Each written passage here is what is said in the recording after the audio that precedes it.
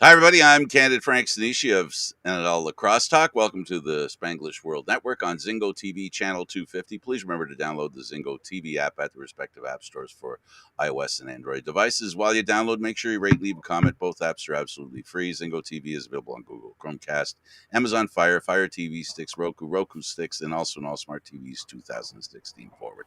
And don't forget to subscribe to Candid Stanisci on YouTube. Well, today is going to be a really nice day. We got ourselves a really busy guy that coaches and GMs. Right now, Curt Malawsky is the guy that we have on, GM and coach of the Vancouver Warriors. He was with the Calgary Roughnecks, pretty well-known team in the NLL and a pretty successful one to boot. And most recently, the Langley Thunder. So I guess the first thing we can say is you've been around. You're right. I have been. Yeah. Here's the first question we actually do ask. I kind of ruined the whole thing that we do. The first question I like to ask is how you got involved with lacrosse, whether that meant picking up a stick or otherwise.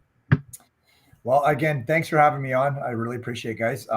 Yeah, I started in East Vancouver when I was about 5 years old. My uncle played lacrosse, so he was out there with all his buddies, and I had the wood sticks going in the backyard, and that's my dad's brother and Uncle Al, and he just introduced me to the game way back then, and I picked it up, and I think I played my mini tyke in East Vancouver for 2 years, and then ended up in Killarney, and then moved out to Coquitlam. So I'd say my uncle introduced me to the great game of lacrosse.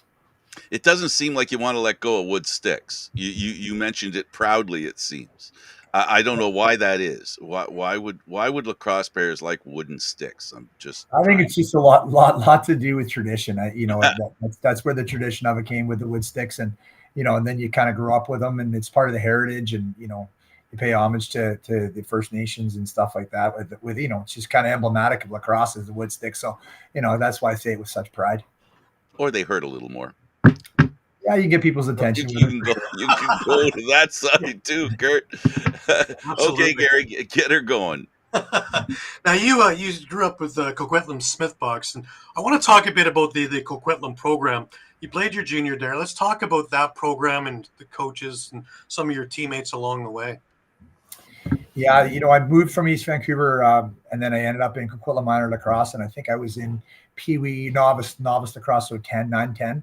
And, I met a lot of great people along the way playing there, and played my minor there. And then, a little bit different than I am now in Maple Ridge, where your minor program, you don't have a junior A program. So we actually just, all the kids I played together through Pee Wee, Bantam, and Midget, and then intermediate back then, we all got together and played junior, which was pretty special. I played with Paulo Chardulo and Kevin Brunch and Greg Bethel. The names go on and on, Darren Blackmore, Lance Andres. But, I could talk. Those are the guys I really grew up with in my age group. And there were so many more great guys. But, it was a hotbed of lacrosse back there, coming from East Vancouver, playing in Killarney, where there's barely any. You didn't have a lot of teams in the association coming out to Coquitlam. I think we might have had 3 or 4 novice teams when I got there, so it was pretty overwhelming. But then from then on in Coquitlam, just year after year, they started putting out perennial powerhouses, and the program's just been flourishing ever since. And I was fortunate enough to go back. Never got to Minto Cup as a player. Well, I did as a call-up. I played against the Gates in Victoria. I wanted to say that might have been 88. Right. Les Wingrove was our coach. Great man. He taught me a ton. And, I was able to play a little bit there, but I was still young and I didn't get on the floor much. And then, years later, I was able to come back and give back to the community and Coquitlam lacrosse in general, and coach a Minto Cup team in 2010. How important is that, giving back to the community in your mind? It's everything for me. That's who I am, and that's one of the big reasons I came back to the coach in Vancouver. Was big British Columbia lacrosse is very, very important, dear to my heart. I'm a huge paid forward guy. I learned from a lot of really, really good people. Terry Sanderson taught me a lot. Billy Monroe, like I said earlier, Les Wingrove, and it was all about just giving back to what the great game gave me so much. I met my wife back in Brantford when I was playing in the Mann Cup, and I would say that'd be 94. So I'm indebted to the game. I fell in love with the game at a young age, and I'm all about teaching the young guys the great idiosyncrasies of the game, and how great it is for your life, and how great it is for teach you as being a real good person. So I've always been that type of guy, is to just give it back, and I have an opportunity to do that in the role that I am in Vancouver. Sorry. Now you grasped that when junior really, really well. 2-time All-Star, 102 goals, 184 assists. You were a top pick with the Salmon Bellies as well in 92. So you obviously had that knack, that natural ability to go with everything, as well as hard work. Yeah, we spent a lot of time. You mentioned Smith Box earlier. I grew up like literally just down the street. I was a 5-minute walk from Smith Box, and we'd come home from school, grab our sticks, and go right to the box until it got dark. And then as we got older, we ended up, certain guys kind of fell off in different avenues, and there's a bunch of us that just stuck with it. And we would go on a Saturday and play for 8-10 hours. We'd be there all day long, and especially in the summertime, and everyone would just kind of just come together. And I think just that passion, that practice over and over again, and just having the stick in your hand and just loving it. And I think that really kind of propels the player and myself to a different level where you have a passion for the game. You're willing to put the hard work in, and you spend a lot of time at the box with great people. Mm-hmm. And you were a role model for your brother too, who was also a Canadian Hall of Famer as well. You played on three teams in 3 different leagues, the same teams. New West, Buffalo of MSL, NLL with Rochester, San Jose, Arizona. Talk about your brother coming up with you and how much that meant, and the camaraderie. Because the lacrosse family is big, but to have your own family there too. Yeah, it was great to play with my brother. We're pretty competitive growing up. I like to say I leaned on him pretty hard when he was younger, but we spent a lot of hours in the basement banging it off the freezer, and then we called Minto Cup, like 1-on-1 in the backyard. So we were pretty competitive brothers, but we had a lot of respect and admiration for each other. And he just hanging around us older guys, and got to be better and better. And then he made his own name for himself as a premier lacrosse player, and like you said, a Canadian Lacrosse Hall of Famer. He had great vision, he had great feet, good stick. So just having the ability to play with him, alongside with him, was pretty neat. We had our battles against each other, even in a lot of WLA and stuff like that, NLL. So to have the opportunity to play with each other was kind of cool, especially for my mom. I guess so. Also, between the two of you, 3-man cups, right? You had one in 2001 with Coquitlam. He had 2 of them, 2003, 2005 with Victoria. So quite a lineage for the family. Yeah, it was good to play the WLA. That's I think some of these great leagues aren't around if we don't have people paving the way for the in the Western Lacrosse Association. I'm a big fan of that league, and the NLMSL is it's been around for a lot of years in Ontario as well. And I think those Canadian grassroots, so to speak, leagues that we kind of all grew up on are a big part of where we are with the PLL and the National Lacrosse League now. So I think it's important that has to be touched on. So be able to play in those leagues with my brother and a lot of the people that we know well, that still are a part of my lacrosse life. It was pretty cool. That's a big thing with lacrosse, where they get into the community, and the community, if the community loves the game, there is no part way in. You're all in. That's just the way it is in the communities that accept lacrosse as a part of their community. 100%. Like we lived for Saturday nights in Coquitlam playing in the WLA. You knew the rink was going to be full, and there's going to be a lot of people coming out and supporting you. And you see the old timers that are being the same seat year after year after year, and sometimes I still see them at the senior and the junior games. It's just you nailed it right there. And you look at like Victoria, you look at Peterborough, and some of those really Brampton, those hotbeds of lacrosse, Brooklyn. There's so many of them, and Burnaby was really big too back in the day in junior. So like having those communities and having the community get behind the players and the associations is huge. And the Salmon Bellies I played for them for a few years too. And you look at the Man Cup this year, it was one of the best atmospheres around it. And my playing days are long gone, and we got beat by the Salmon Bellies in the Western Final, but it was just so great for lacrosse to have that venue and have all those people support lacrosse in general. It was pretty cool. That's playing entertaining lacrosse in the community does help, I think. And when those communities have that on a regular basis, it really does sustain itself. For sure it does. People are out for whatever different reason, and then it becomes the West against the East, and you're all cheering. And then you got the First Nations team from 6 nations there, and you had all the communities out here in BC supporting them. So it was a really cool experience. I talked to a lot of people that weren't really lacrosse enthusiasts, but said that was one of the best experiences, single games that they went and watched in recent memory. So it was cool. Very cool. Let's talk about the WLA, the way it is now and the way it was when you played. It's obviously 2 different things. I know the MSL has gone through a whole lot of morph and change, and some good, some not so good along the way. The WLA has been the benchmark, really, for all of summer ball, in my opinion. What do you think that they have done so different over the years where MSL is not getting it done quite the same. Yeah, I can't really comment on the marketing or what they do in the MSL, because I just see the Eastern Champ come out, but I can talk about the WLA. Sure. And I think we got some really good owners in our league, and I think Paul Del Monte's done a really good job.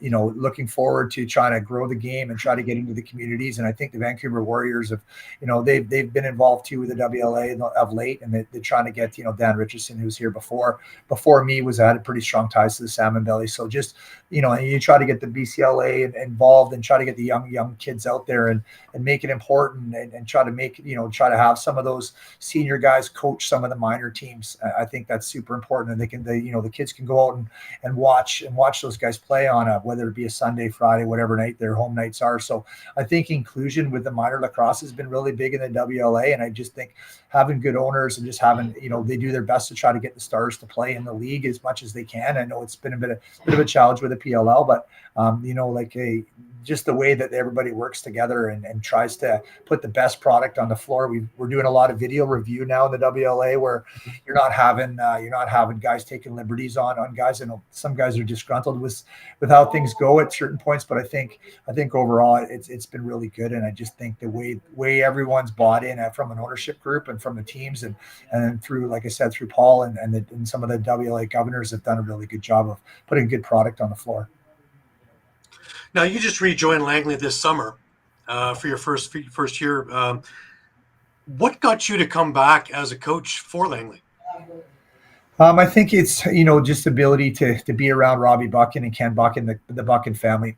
I didn't know a lot. I knew Robbie. I played with him, and I was part of the North Shore team that went and moved up to the Okanagan to be the Okanagan Thunder, and it then ended up in Coquitlam. But they were making a push for the Mann Cup, and I talked to them last year about coming and potentially coaching. I just didn't want to, I said it at the time, I didn't want to spend 9 days in a hotel in Peterborough, and it turned out to actually be that way. So it was kind of, when it came home, they asked if I would be interested in helping out and seeing what we could do. And like I said, I'm very passionate about the West, trying to win Mann Cups, which we haven't done a lot of, in quite some time. So, that part intrigued me. And, Curtis Dixon, Dane Dobie, Frank Chiliano, and the ability to get some of the guys that Langley had in the PLL to come later was really intriguing. Those are good friends of mine. So, that was part of it. But again, just I think the Buckins put so much into lacrosse in British Columbia, and they really felt this was an opportunity, and I thought it was a good fit. It's 20 minutes from my house. My younger guy was my oldest, but Cody was playing junior at the time with the Valley Thunder, and I liked how he was treated the year before when he ended up going to they went to the Western final in the BC Junior A lacrosse series against Victoria. So it was just an opportunity that I thought, I'm very competitive, and it was a lot to when I look back, was a lot of commitment to it. But again, I felt really bad that it didn't turn out the way that they wanted to and it was supposed to, and it does bother me to this day. But I thought the Salmon Bellies were worthy of representing the West last year, but just being a part of, they do a great job in Langley, and just being a part of that opportunity to work for them and work with the people that I really like. So it was fun. Right. Well, that was a great series. The Salmon Bellies and Thunder was just insane. If you're keeping me up till 2 a.m. when I got to get to work at 6, that's nuts. That's absolutely, I wouldn't miss a game. It was great lacrosse. I think the teams are very evenly matched. The goaltenders both played really, really well. It was, back and forth. And then, have that game 7 in Queen's Park was pretty cool. It was pretty special. It was, again, it was another filled barn, and it was just really good for BC lacrosse. So I thought overall it was exciting. Well, let's talk a bit about your NLL career. You played on some fantastic teams between Rochester, Vancouver, San Jose, Arizona, and finally with Calgary. My big thing is, I would say that if we had the system that we had now, you probably had a few more championship cups in your, rings on your finger. Yeah, potentially as a player. Like we ran into the Toronto Rock in the NLL. We were with Rochester, and we had they were very, very good, very, very well coached team. We were very well coached too. We had some good stars, I think.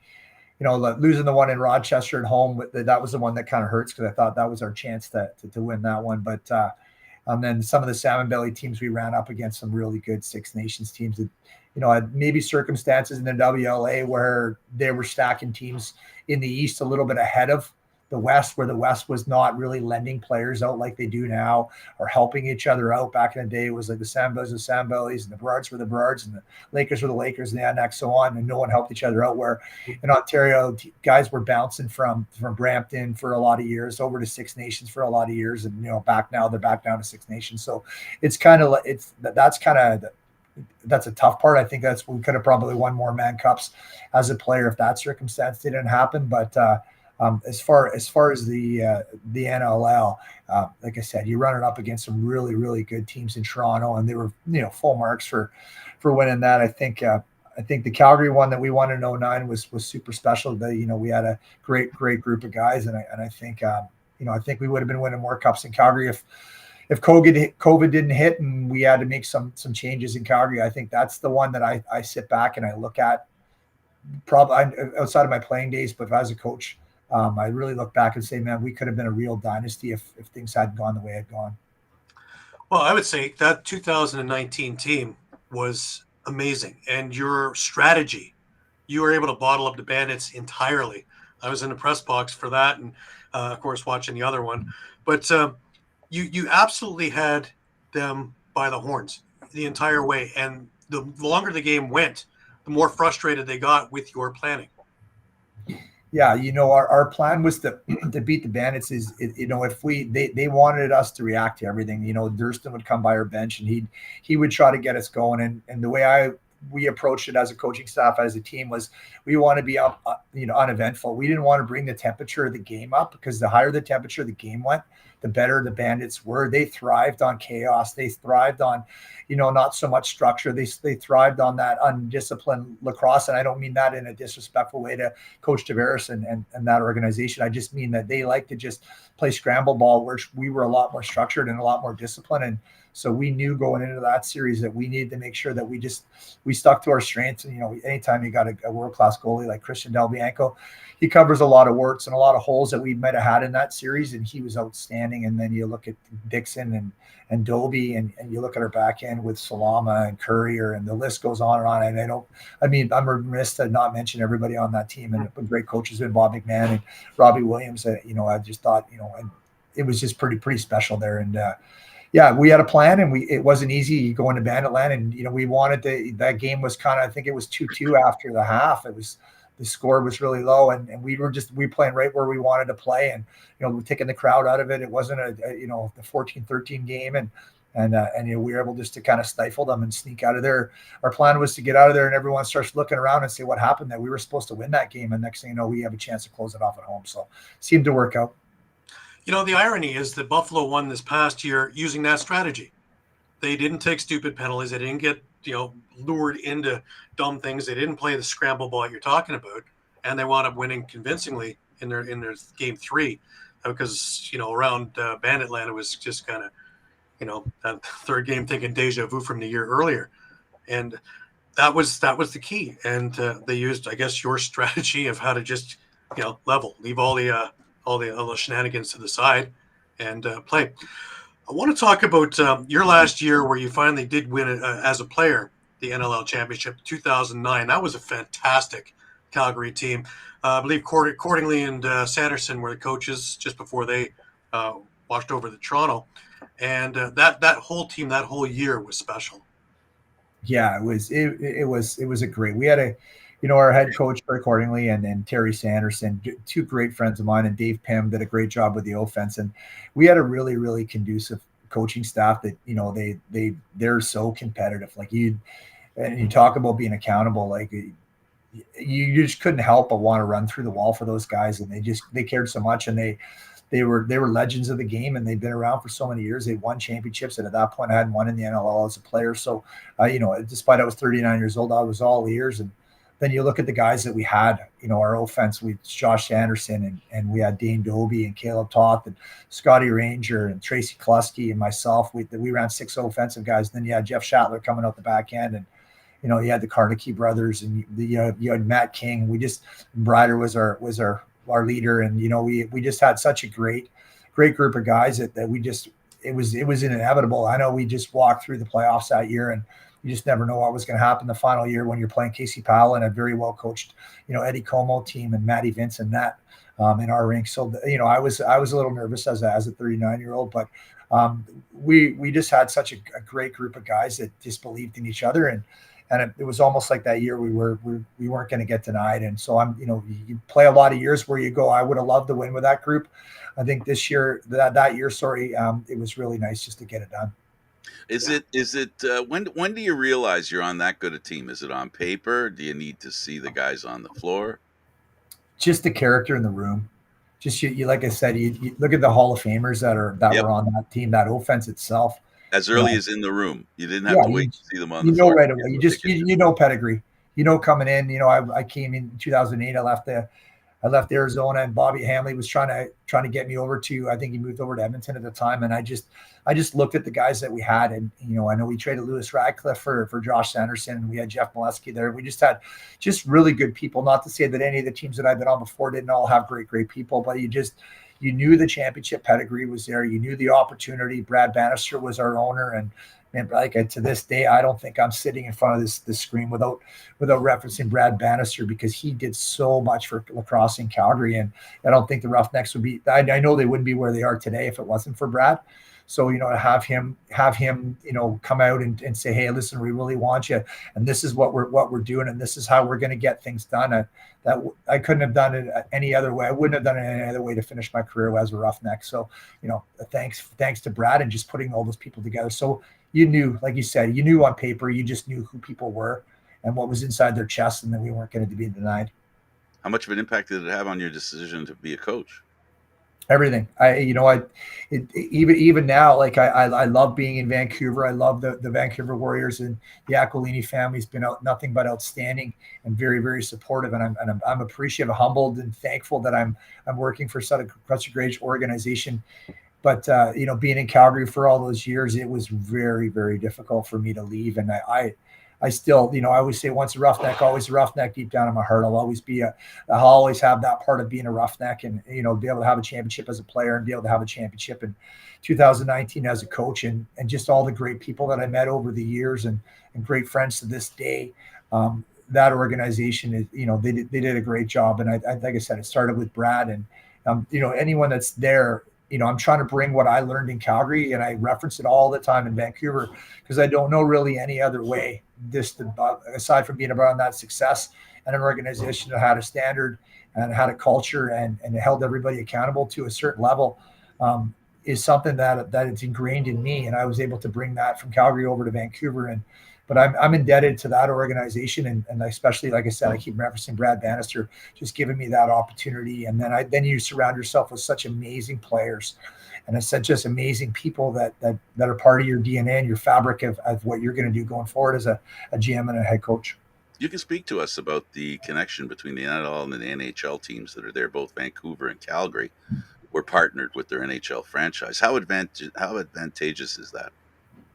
Well, I guess you guys want me on to be truthful, and I've always been truthful in all my interviews, that we didn't really get involved with the Calgary Flames at all. Like outside of we're looking at when they were in the building and when we were going to be able to practice, and if they're in the playoffs, start of the playoffs, and if you're going to grab the Roughneck crowd and stuff like that. And I never really got involved with the owners from the owner side, outside of Ken King early days and John Bean.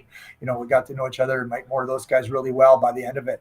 But we didn't really get too involved in that stuff. Maybe we met their coach once in a while, and a couple like Monahan played lacrosse before, so a couple guys touched on it. But we don't really get too involved, to be honest with you. And in Vancouver, I've been more hands-on with the ownership group, with the Aquilinis and the whole family. So it's a little bit, I haven't got too involved with the coaches, but there's been talk about, us meeting Rick Talk and some of those guys. And so there's been conversations that hasn't come to fruition, but it just seems a little bit more inclusive than it was a little bit in Calgary, but not to say one's right or wrong. Yeah. Health to execution.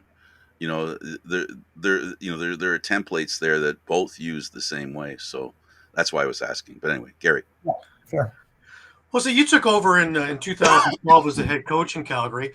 I want to get in, since you were coaching through all of these different systems, the 1 game, the 2 games, and the mini game, the best 2 out of 3. I want to talk about 2014 and this mini game thing, because obviously it played a huge part. But your strategy in game 2 was unique, to say the least. You guys won game one. You were losing in game two, and you pulled guys and sat guys and rested guys for that 10-minute mini game. And if it wasn't for Matt Vince that stood on his head, that championship's in your pocket. I think so.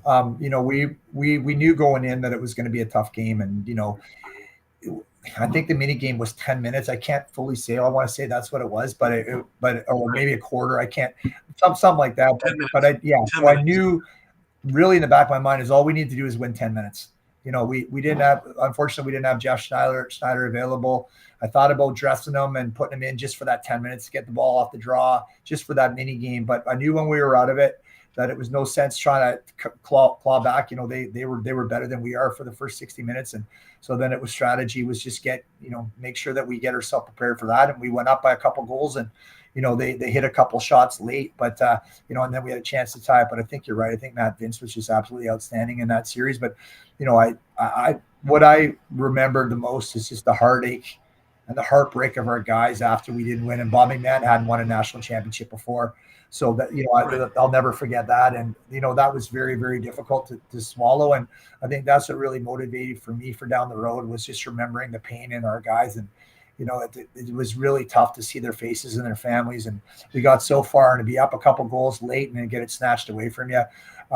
That's probably one of the lowlights of my coaching career. And I still think about the guys to this day and that we didn't get it done. But but that stuff drives you to be better, and that stuff drives you to not to put yourself in that position again. So I appreciate the kudos. I thought we managed it well. It's just, the ball's around, and some nights it's your night, and in 10 minutes anything can happen.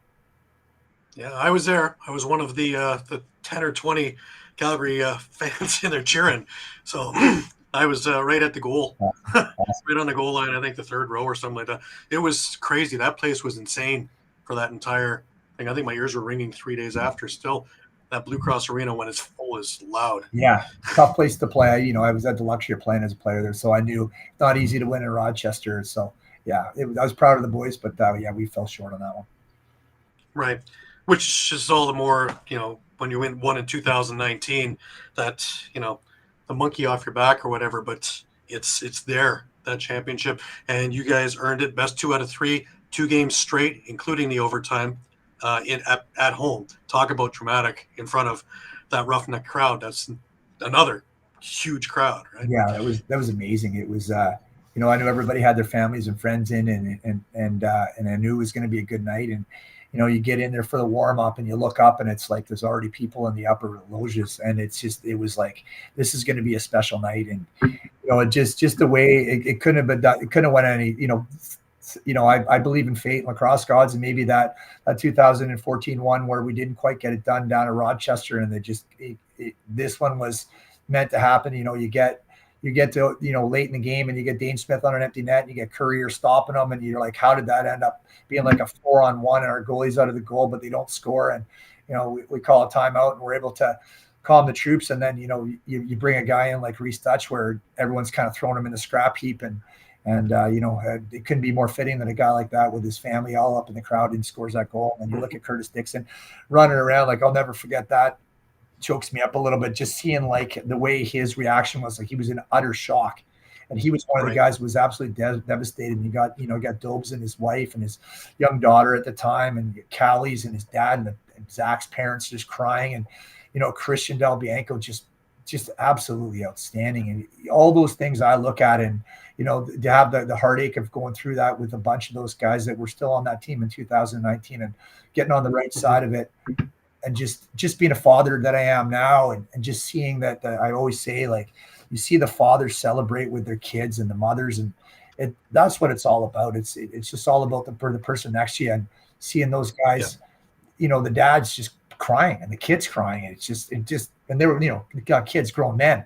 It was so special. And that, I think that as a coach in this league, it's a job, but you make so many great relationships. And I cared so much about those guys on that team. And, we weren't ever going to get outworked on the floor, and we were never going to get outworked as a coaching staff, on the bench. So I just to be able to have it all come together in the city of Calgary was just one of the highlights of my coaching career, no question.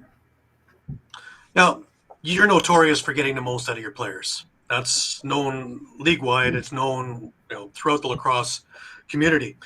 Nothing says it more than the last couple of years in Calgary with losing first Dobie, then Dixon, and the team that you had last year, with the exception of a really hot Dylan Ward at the end, you guys go to the Champions Cup against the Bandits. Yeah. That's brilliant. And that's just a testament to the team and the coaching and the camaraderie between you guys. Yeah, those guys really care about each other. That was one of the biggest things for the toughest way for me to leave is the guys in that room. I love those guys. I love them to this day. I talk to them, not about NLL stuff, guys, but I talk to them, about day-to-day stuff. And we, I'm still tight with a lot of them. And it was nice to see them when I get an opportunity, but they really cared about each other. And, I'll always preach playing for the guy next to you. And, I talk about sacrifice and commitment, and those guys, they gave up their part of their lives for each other, and they're committed to each other, and they really believed in something. And we lost some great people in Dopes and Dicks, and the list goes on. The guys that we lost over the last couple of years, but I think they had something to prove. That we still had a really good group of guys in that room, and again, the MVP of the league in the most important position, Christian Del Bianco. You can do a lot of damage in the National Lacrosse League, and I just think the guys were so selfless. And my coaching philosophy is not to not to look at the scoreboard, not to look at the standings, just kind of play where your feet are. And, the guys were just loving seeing each other week after week. And, I think we had good systematic play. We were very disciplined, and, bringing in Jeff Cornwall was massive. We just made, Jesse King being the captain, and, Pacer getting into the games that he got in. And we just had so many good people. And, you lose Burton, and you bring in Willman, and you got Courier Simpson.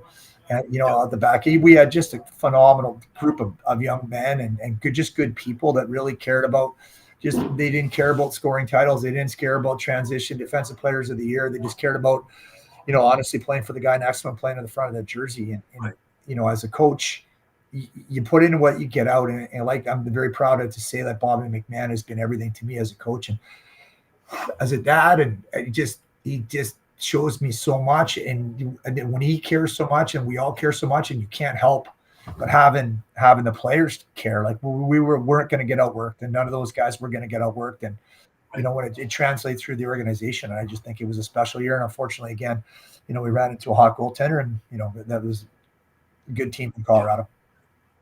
Now you move over to Vancouver, and you bring Bob with you, and talk about the importance of bringing the Vancouver program back to where it was, because it was a great program up to 2013 or 14 in there, and then it had a dip.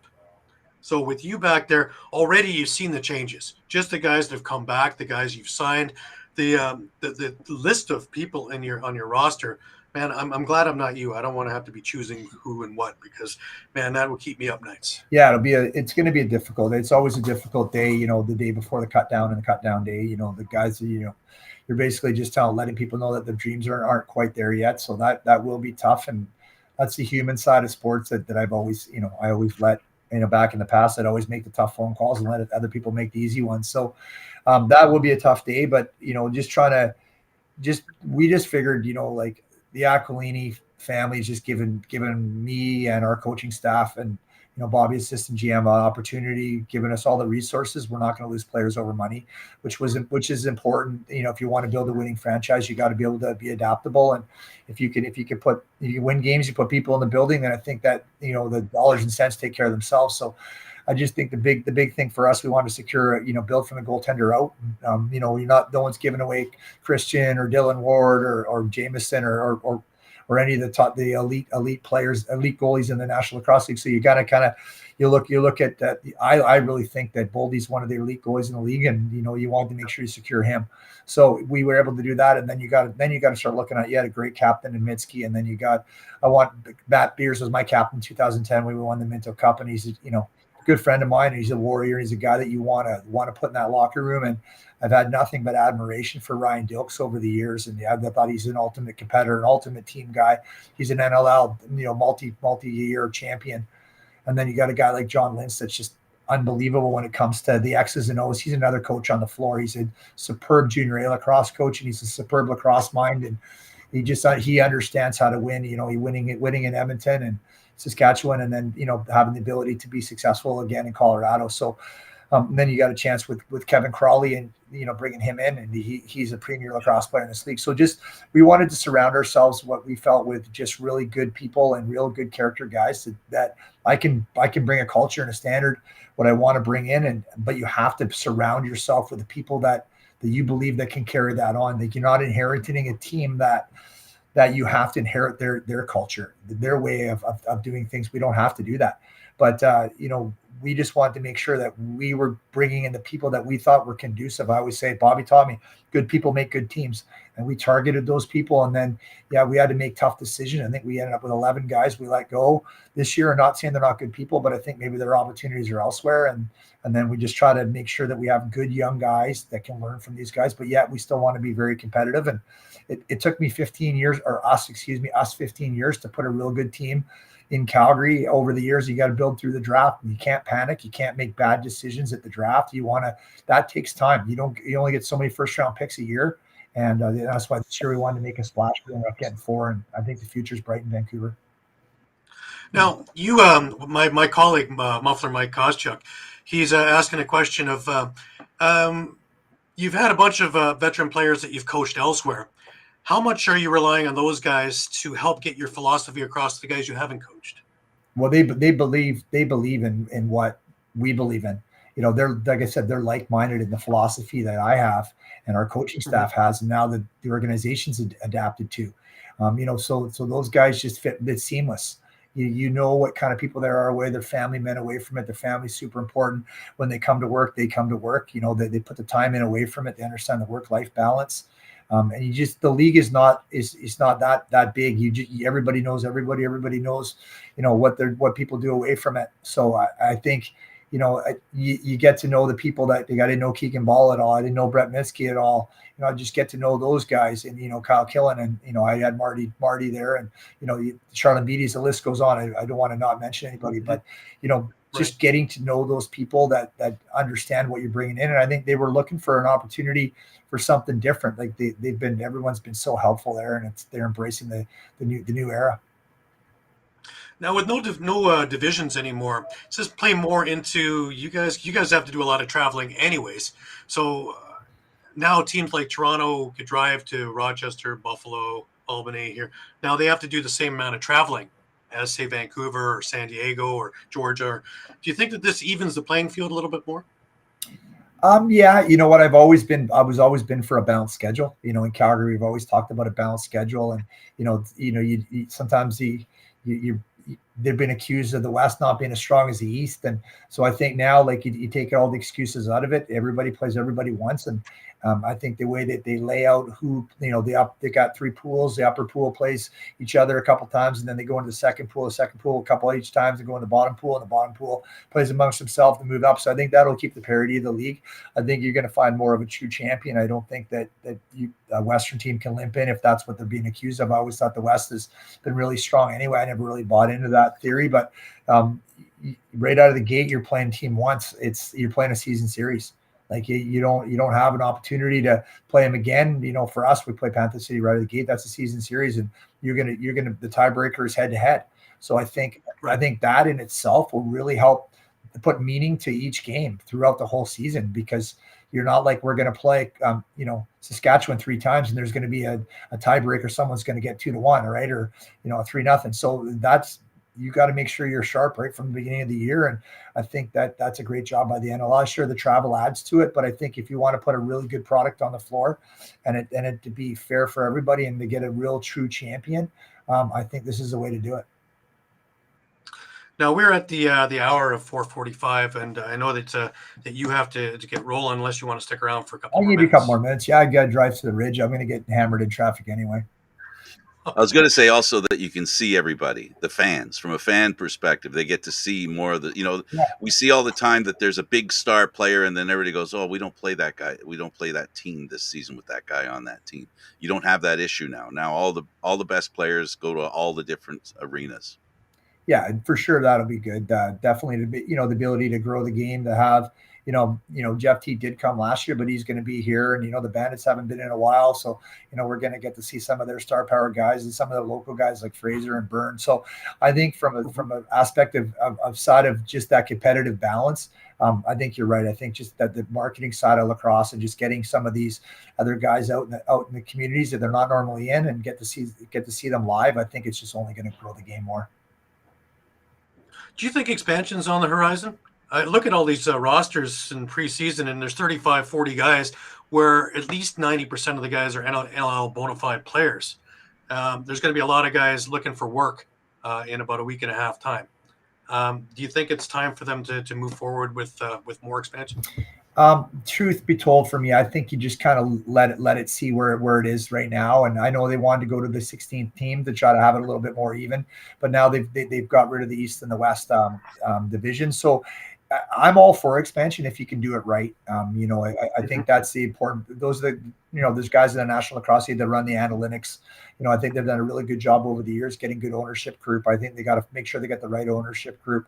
You got to look at the demand in the certain areas. And I don't think it's something that you rush into. Sustainability for teams in the National Lacrosse League is super, super important. I like the fact that some of the NHL teams are, getting involved and staying involved. And I think that's big. And, so I think, is there room for expansion? Yeah, I think it'd be great for the league. I would, but they got to make sure they do it right. And by right, is loading a team, putting a team that's successful in a new market a good idea?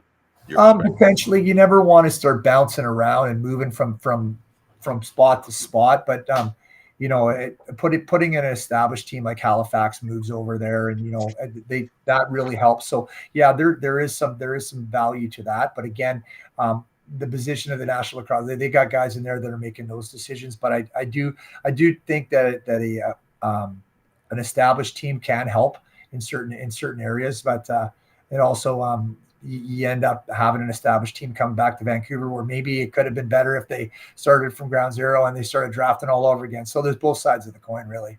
Yeah, and then there's the situation from the coaches to everybody that's with the team. They all have to move or not. Or not. Yeah.